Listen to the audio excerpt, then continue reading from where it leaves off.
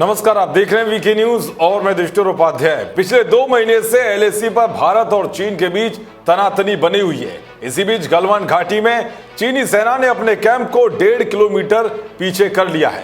Patrolling point 14 से चीनी सैनिकों के पीछे हटने से साफ है कि चीन पर दबाव बनाने की भारत की चौतरफा रणनीति कारगर साबित होती दिख रही है। वैश्विक कूटनीति नहीं बल्कि आर्थिक घेराबंदी वाले भारत के कदमों से ड्रैगन की हेकड़ी निकल गई है। इसके अलावा पीएम मोदी का लद्दाख दौरा भी चीन को कड़ा संदेश देने वाला साबित हुआ है। भले ही चीनी सेना गलवान घाटी में पीछे हट गई हो, मगर भारत को उस पर अब भी भरोसा नहीं है, इसीलिए चीन पर कड़ी नजर रखी जा रही है। और इसका सबसे बड़ा कारण है 1962 का युद्ध, क्योंकि 1962 के युद्ध के दौरान भी चीनी सेना ने गलवान घाटी में शुरुआत में ऐसे ही पीछे हटकर फिर आक्रमण कर दिया था। आज भी जुलाई 1962 के अखबार की एक क्लिप इस बात की सबूत है, क्योंकि इस अखबार में आज से 58 साल पहले भी ऐसी हेडलाइन छपी थी जैसे आज अखबार में गलवान घाटी से चीनी सेना को पीछे हटने के बाद छपी है। दरअसल 15 जुलाई 1962 में अखबार में गलवान को लेकर एक खबर छपी थी, जिसमें हेडलाइन छपी थी गलवान पोस्ट से चीनी सैनिक हटे। लेकिन इस खबर के छपने के कुछ महीने बाद ही भारत चीन के बीच 1962 का युद्ध शुरू हो गया था। तब भी गलवान था और अब भी गलवान ही है, जहां से चीनी सेना के पीछे हटने की खबर सामने आई है। ऐसे में लोग 1962 की घटना को याद कर सोशल मीडिया पर तरह तरह के कमेंट कर रहे हैं और कह रहे हैं कि चीन पर भरोसा नहीं किया जा सकता। आज हम आपको चीन के उसी धोखे की कहानी बताने जा रहे हैं जो यह बयां करती है कि दगाबाज चीन पर कैसे भरोसा करना ठीक नहीं है। ध्यान से देखिए हमारी एक खास रिपोर्ट। दरअसल 1962 की शुरुआत से ही सीमा पर भारत और चीन की सेनाओं के बीच टकराव और झड़प की खबरें मिलनी शुरू हो गई थी। उस वक्त गलवान पोस्ट भारतीय सेना के अधिकार क्षेत्र में थी। वहां पर गोरखा रेजिमेंट की एक छोटी सी प्लाटून तैनात थी, जिसमें 40 से 50 सैनिक थे।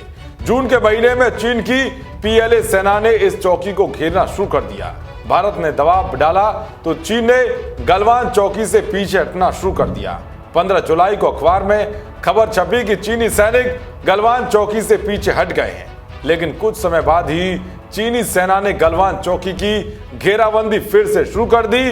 अक्टूबर के महीने में गोरखा रेजिमेंट की प्लाटून को रिप्लेस करने के लिए जाट रेजिमेंट की प्लाटून को खास तौर से गलवान पोस्ट पर भेजा गया।